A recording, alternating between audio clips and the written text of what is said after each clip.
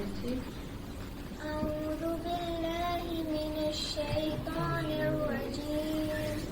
بسم الله الرحمن الرحيم. الله لا إله إلا هو الحي القيوم لا تأخذه سنة ولا نوم له ما في السماوات وما في الأرض من ذا الذي يشفع عنده إلا بإذنه يعلم ما بين أيديهم وما خلفهم ولا يحيطون بشيء من علمه إلا بما شاء وسع كرسيه السماوات والأرض ولا يئوده حفظهما وهو العلي العظيم. لا إكراه في الدين قد تبين الرشد من الغي ومن يكفر بالطاغوت ويؤمن بالله فقد استمسك بالعروة الوثقى لا انفصام لها والله سميع عليم. الله ولي الذين آمنوا يخرجهم من الظلمات إلى النور والذين كفروا أولياؤهم الطاغوت يخرجونهم من النور إلى الظلمات أولئك أصحاب النار هم فيها خالدون.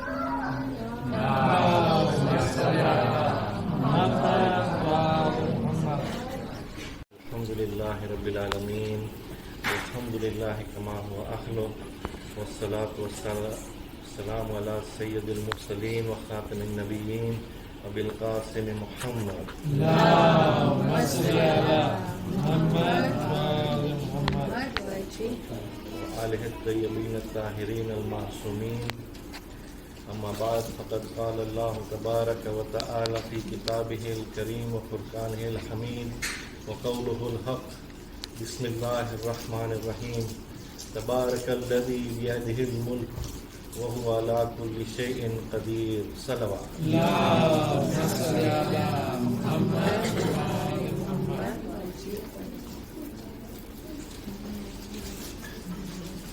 رب اشرح لي صدري ويسر لي أمري واحلل عقدة من لساني يفقهوا قولي. بسم الله الرحمن الرحيم. Today we have gathered here on the occasion of Eid al-Fitr. So before I proceed, I want to assure Anu Chacha, I'm not going to take 1 hour, just 10 minutes. I've been given 10 minutes deadline. So Ali Jawad will knock the member once I'm done. So we have come here on the occasion of Eid al-Fitr. Eid al-Fitr is an occasion of celebration. It's a happy occasion where we come to celebrate Allah's praise and we come to congratulate each other on given the opportunity of being the guest of Allah in the month of Ramadan. So this is a blessed occasion for us where we come, we celebrate Allah's praise, we meet each other, we wear new clothes, we visit each other, we give gifts. So regarding Eid al-Fitr, one reciter had once mentioned that Eid al-Fitr is similarity of it is such that a mother, if there is a child, the mother takes the child for a bath. The child is given a bath, the child is given new clothes. That is the month of Ramadan. But then when Eid al-Fitr comes, now the child goes out to play. And he finds sand, he starts playing in the sand, he dirties his clothes. So that's something which we don't want to do. What we want to do is now that we have come out clean in the month of Ramadan, we have washed ourselves, we have worn new clothes. So we try and continue and implement what we have been doing in the month of Ramadan. So this is one thing which we can do which we can take from Eid al-Fitr. So Eid al-Fitr, apart from that, like I said, it is a blessed occasion. on Eid al-Fitr, Imam Hassan alayhi salam and Imam Hussein alayhi salam, in the month of Ramadan, they asked their mother that we want new clothes. So their mother, Bibi Fatima to Zahra salamullah alayha, said that yes, there are clothes coming for you from heaven.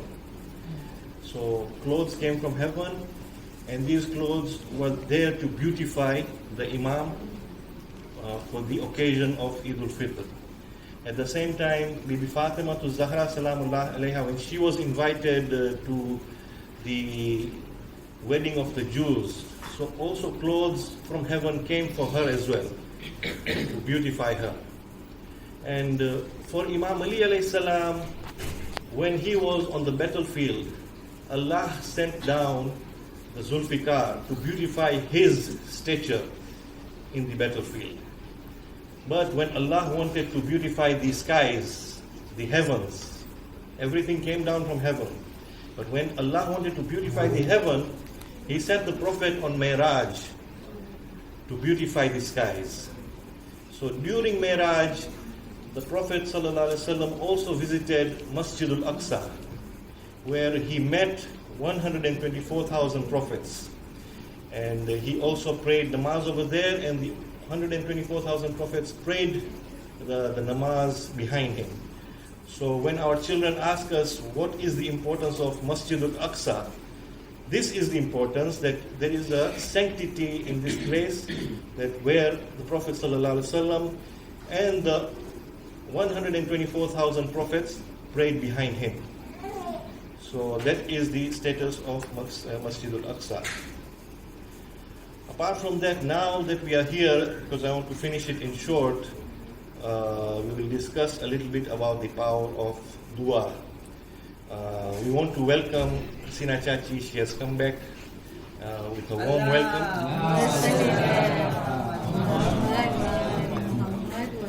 Mehboob Chacha took good care of you and the children as well. But we did not forget you. We were always remembering you in duas. And duas move mountains. Duas, the Prophet ﷺ said, the weapon of the believer is dua. Dua moves mountains. So a couple of examples I will give you. You see, Prophet Nuh alayhi salam, his son, told his father that I am going onto the mountain. When the water started coming, that the mountain will save me. So he put that effort and he went on top of the mountain, but he drowned.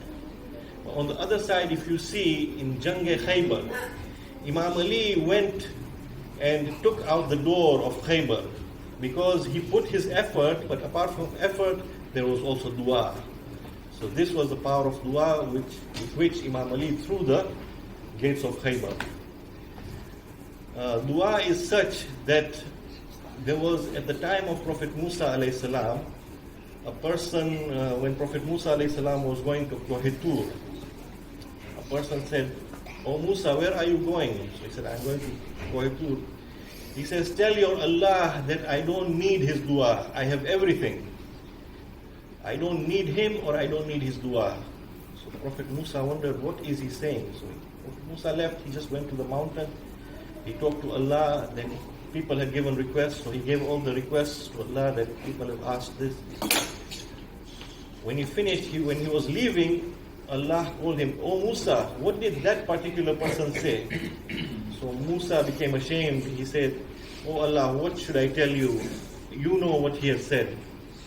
So Allah answered, "Oh Musa, tell that person that what worse should I give him? What worse punishment should I give him that he doesn't have the pleasure of my dua, that he cannot ask me?" So that is dua. At the same time, Prophet Musa alayhi salam, another one small incident, that Allah had ordered Prophet Musa alayhi salam that, "Oh Musa, find the grave of Prophet Yusuf alayhi salam, and I want you to build the markings, because right now people do not know where the grave of Prophet Yusuf alayhi salam is." So Prophet Musa alayhi salam, because he didn't know himself where the grave of Prophet Yusuf alayhi salam was, so he made an announcement to the people of Israel, the Bani Israel, that whoever knows, because maybe there are old people who were there at the time of Prophet Yusuf alayhi salam, who knew where he was buried. So he made an announcement, and an old lady came to Prophet Musa alayhi salam and said, "Oh Musa, I know where Prophet Yusuf alayhi salam is buried." So Prophet Musa alayhi salam said, "Why don't you tell me?" So she said, "Why should I tell you? Why should I tell you for free? What will you give me in return?" He's like, "What do you want?" "I want 3 things." "Now what do you want?" So he said, "Ask Allah for these 3 things which I want. Number 1, I want my youth to come back. I become young again." Because she was an old lady. Number 2, I want to marry Prophet Musa alayhi salam. So she's telling Prophet Musa alayhi salam that I want to marry Prophet Musa alayhi salam.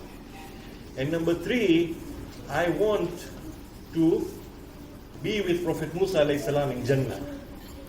So Prophet Musa alayhi salam talked to Allah, and Allah answered all her wishes. She was made young, she got married to Prophet Musa alayhi salam, and when she went to heaven, she was with Prophet Musa. So this is the power of dua. Why did Allah do this? Because for Allah it was not difficult to tell Prophet Musa, "Go to this particular place and you will find the grave of Prophet Yusuf alayhi salam." But Allah wanted to show us the power of dua, that whatever people ask me, even if it is something impossible, that bringing an old woman to make her young, or to marry a prophet, or to be with a prophet in Jannah. So that is the power of dua. So let us pray for Hasina Chachi and ourselves, that Allah give us health, Allah give us long life, Allah give us happiness in this life and the hereafter. And finally, I want to ask that we recite a Surah Fatiha for marhum, our grandfather Ghulam Hussain Fazal Karmali, our marhuma grandmother Amina Bai Fazal Karmali, our uncle marhum Mehboob Fida Hussain Fazal, our great grandfather who had passed away in the month of Ramadan, marhum Fazal Karmali, his wife marhuma Maryam Bai Fazal Karmali, and also Fuima, which my dad told me Fuima was Papa's Fui, Sakina Bai Karmali, who also passed away in the month of Ramadan. Let us recite Surah Fatiha also for my Nana Bapa, marhum Muhammad Ghulam Sen Virji, my Mama also passed away, marhum Asghar Ghulam Sen Virji, and the marhumin of all our marhumin. Al-Fatiha.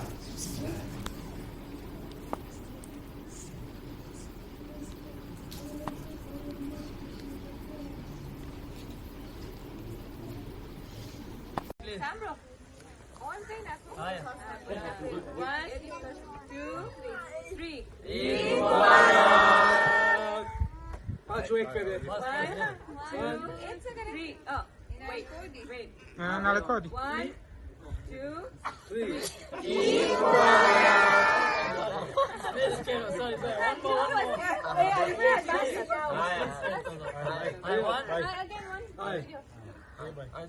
One, 2, 3. Eid Mubarak.